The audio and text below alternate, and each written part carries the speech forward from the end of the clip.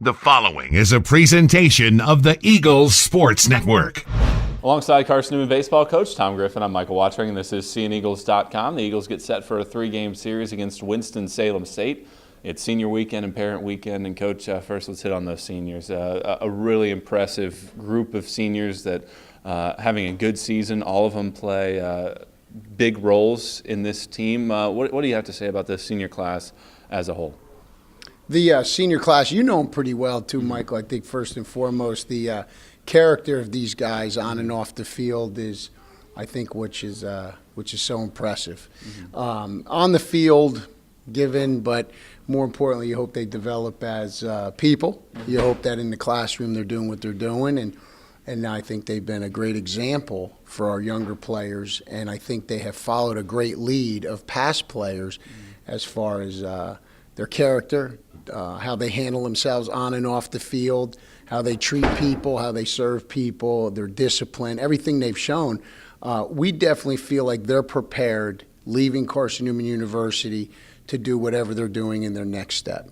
Whenever you get a group of seniors, sometimes you want to look back at the, quote, legacy of the group of seniors and kind of what they're leaving behind. You mentioned it right there, what they've been able to do for some of the younger players, getting them into the program. Yeah. Their legacy will last long after they leave. But what do you have to say about the group as a whole and what they've been able to accomplish this year, despite the fact they started off the month of March slow, and now they've won 10 of their last 12? Discipline. Leadership. They've taken ownership of the team. We gave that to them, and they've done a good job in controlling things on and off the field and controlling their reactions and actions to difficult situations at times, which is just what happens in life. I think that's the big example. You know, to overcome how many one-run games we had consistently there in the middle of the year and yet still battle through and not let that linger on, but to change attitude, change their thought process, not panic on it. That's a credit to those guys because they're the ones that are controlling the locker room. They're controlling the dugout, the things on and off the field. So you're right.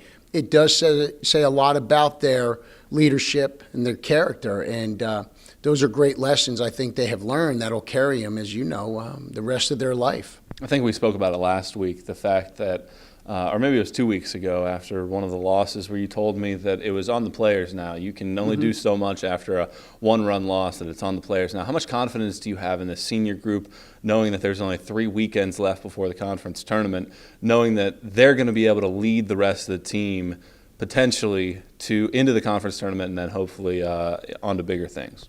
I'm very confident, and I'm much more relaxed. I know the coaching staff's much more relaxed, knowing whose hands it's in, that we have confidence in these guys. And that doesn't guarantee wins. You're just hoping that they're playing their best, that they're focused, they're concentrating, that they're giving you effort, and they're competing all the time. We have no question that will happen. That doesn't guarantee wins, as you know, but as far as their effort and everything it takes to have a chance to win, we know they're going to do that. And that's all you can ask for as a coach is, you know, their effort and enthusiasm. We talk about that a lot, the passion for the game and coming to work every day with the same passion as if it's your first day on the job. And these guys are doing that. And it's a long season. Mentally and physically, it starts to become draining, and that's where your energy for life and energy for this game has got to carry you through it. And I think we've got enough leaders in this senior class that will do exactly what we need to do.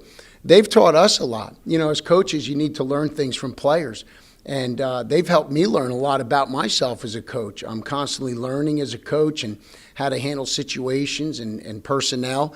And I think they did a great job in teaching me that when things are going wrong, don't try to fix it.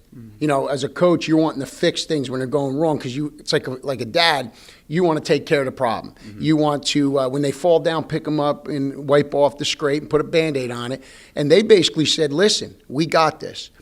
The coaching staff has prepared us since August. We know what we have to do. It's in our hands. Let us do it. So pull off a little bit.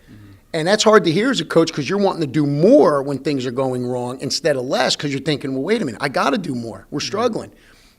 They taught me that, hey, pull the reins, take them off, let us have the reins, we'll take it from here. And so we did. We kind of allowed ourselves to kind of get away and find out what do they need to do to prepare for games. They know what's best. And usually they did more than what we would have wanted them to do, but it was in their hands. And I think giving up control as a coach is a hard thing to do, but it's a lesson I learned that it's a good thing to do. When you have upperclassmen like this, you can't always do this with every team. It really depends on the leadership of your team, and certainly with the 9 guys we have, it was easy to do that. And I think we've enjoyed the victories more. I think the losses we've been able to handle much better. So this class of seniors and this group of leaders have taught me a lot as a coach, which I certainly appreciate, and I know our staff does. Then on to the field, Winston-Salem State, a team that's been nationally ranked at times this season.